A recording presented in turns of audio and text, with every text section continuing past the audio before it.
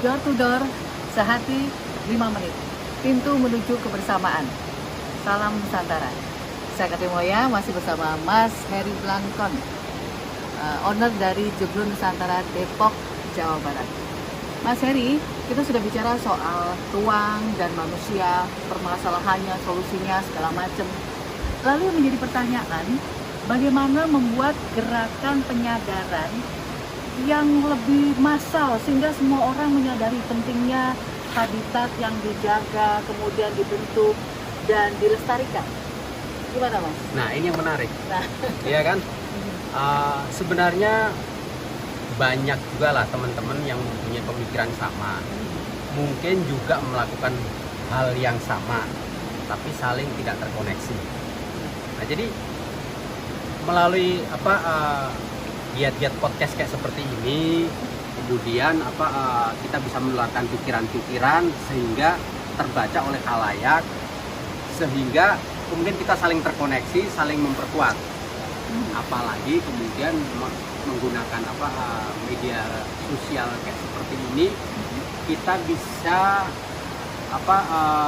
mempublish gerakan-gerakan apa yang sudah kita lakukan, terus kemudian capaian-capaian apa yang sudah kita sampai. Nah, keindahan-keindahan yang sudah kita bangun itu kita publish terus, kita tularkan sehingga orang terinspirasi.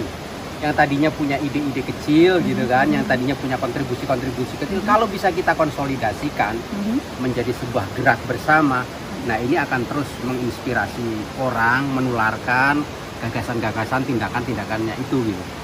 Oke, berarti melalui media-media ya, apapun yang kita lakukan, hal Betul. kecil apapun, Betul. gitu ya. Ya. Nah, sebagai penggiat Indonesia Hijau, apa yang sudah dilakukan selama ini? Kami coba mendekati beberapa orang yang sudah sampai pada tataran pencapaian kebebasan finansial misalnya kan gitu. Di Depok ada misalnya seorang ibu yang punya tanah banyak, kemudian juga dia usahanya cukup mapan.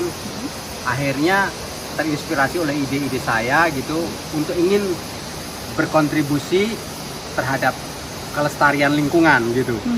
Capaian spiritualitasnya sudah cukup tinggi, kebebasan finansialnya sudah dicapai, akhirnya merelakan beberapa bidang tanahnya untuk dijadikan taman, kami menyebutnya Taman Rahlia, Taman Rahmatanil Alamin gitu. Jadi anak-anak kecil boleh bermain di situ, kemudian dibuatkan fasilitas shelter-shelter oleh beliau kan gitu kan.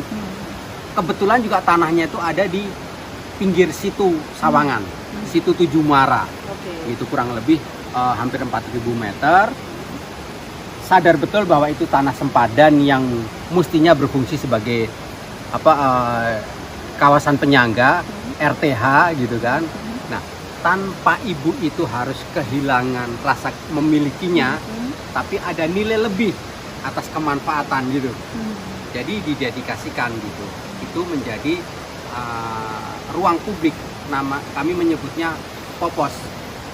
Personal on Public Open Space. Wah, kan gitu. Jadi ya gitu. Jadi tanah yang dimiliki oleh personal tapi didedikasikan sebagai ruang terbuka yang bisa diakses oleh publik.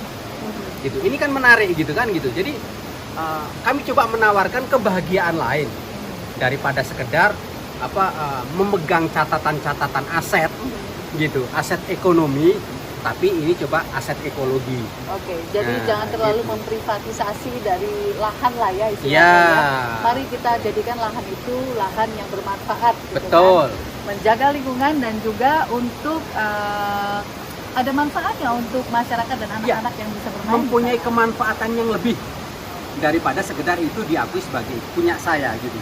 Gitu. Tapi berbahagialah ketika dia bisa berbagi kemanfaatan untuk orang banyak. Apalagi untuk generasi-generasi mendatang yang hari ini di perkotaan itu kehilangan. Ruang guyupnya hilang, ruang ekspresinya hilang gitu. Nah, kebetulan di tempat itu kami didesainkan gitu untuk anak-anak bisa berlatih ukulele, berlatih angklung, baca puisi seperti yang kami lakukan di situ Pengasinan. Oke. Budaya tetap berjalan, budaya dilestarikan, budaya tidak akan hilang dengan kita sadar akan hal pentingnya lingkungan dan lahan ini ya. Betul. Betul ya Mas ya? Ya. Oke. Door to door sehati 5 menit. Pintu menuju kebersamaan. Salam Nusantara. Bahagia.